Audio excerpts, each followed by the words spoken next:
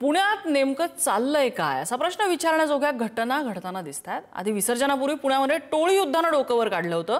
आता कोथरूडमध्ये केवळ गाडीला बाजूला जागा दिली नाही म्हणून गोळीबार झाल्याची धक्कादायक घटना घडली।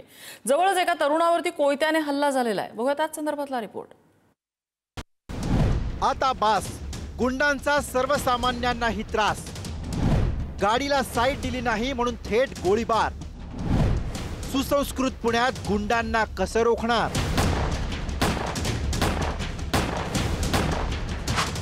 पुण्यातल्या गुंडांचं करायचं काय असा प्रश्न पडलाय।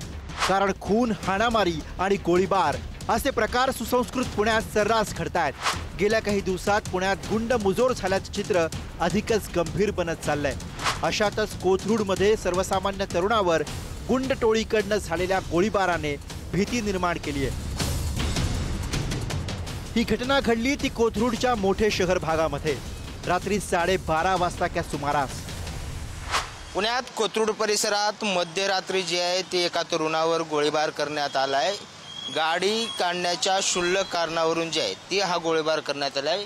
याच ठिकाणी हे जे मुठेश्वर मित्रमंडळाचं मंदिर आहे त्याच्या समोरच्या बाजूला हे सगळे 4 तरुण जे आहेत ते बसले होते असं प्रत्यक्षदर्शीने सांगितलेलं आहे आणि त्याच ठिकाणी त्यांच्यावरती जो आहे तो गोळीबार झाला। याच समोरच्या भागातून त्या जखमी झालेल्या तरुणाला पाणी देण्यात आलेलं होतं। इथल्या एका प्रत्यक्षदर्शीने हे सगळं पाहिलेलं होतं।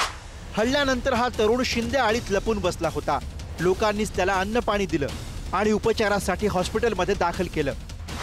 ते तिथं बसले होते, 4 जण होते। तर त्या 4घांना विचारलं गेलं की तुम्ही कोण आहेत? तर ते म्हणले आम्ही बाहेरनं आलेलो आहे आणि जेवण करून आलो आणि आम्ही निघालो होतो, आमच्यावर फायरिंग झाली। म्हणलं फायरिंग झाली तर कुणाला लागलं?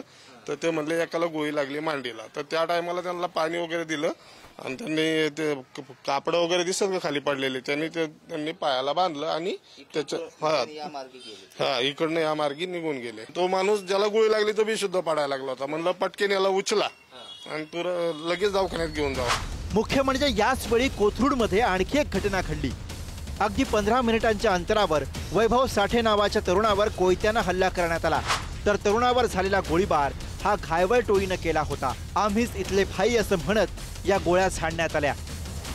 डिनरसाठी खेड शॉपर या ठिकाणी गेले होते। परत रिटर्न येताना त्यांनी त्या ठिकाणी त्यांचाच एक साथीदार जो आहे तो या ठिकाणी त्याला ड्रॉप केला आणि ड्रॉप केल्यानंतर ते रस्त्यावरती थांबले होते। बाचाबाची झाल्यानंतर यातली जो एक आरोपी त्याच्याकडचे इलिगल वेपन आहे किंवा पिस्टल आहे त्या पिस्टलमधून त्या जखमी आहे, जखमीवरती मांडीला त्याच्या गोळी लागलेली आहे, फायरिंग केलेलं आहे आणि त्याला जीव मारण्याचा प्रयत्न केला असा आपण तो गुन्हा दाखल पण केलेला आहे। निलेश घायवळ जो आहे एक नामचीन गुंड आहे त्याच्याच संपर्कातील किंवा त्याच्याच टोळीमधली आपण हे सर्व जे निष्पन्न झालेले आरोपी ते सर्व मेंबर्स आहेत। तर या प्रकरणावरून आमदार रोहित पवार यांनी थेट विधान परिषदेचे सभापती राम शिंदे यांचं नाव घेत सरकारला सवाल केलाय।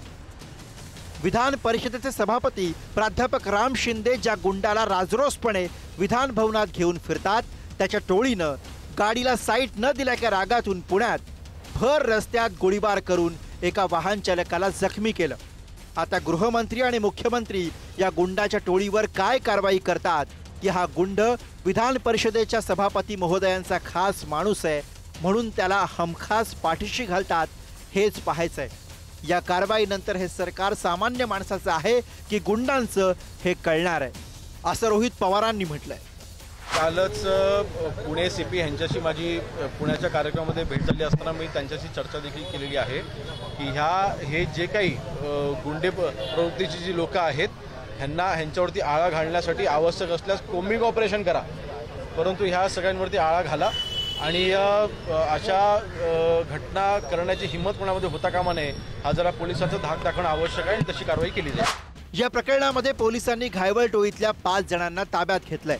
त्यांच्याबद्दल काही तक्रारी असल्यास थेट संपर्क करा असं आवाहनही आता पोलिसांनी केलंय। कुणी भाई मोठा नसून कायदा हा सर्वश्रेष्ठ आहे।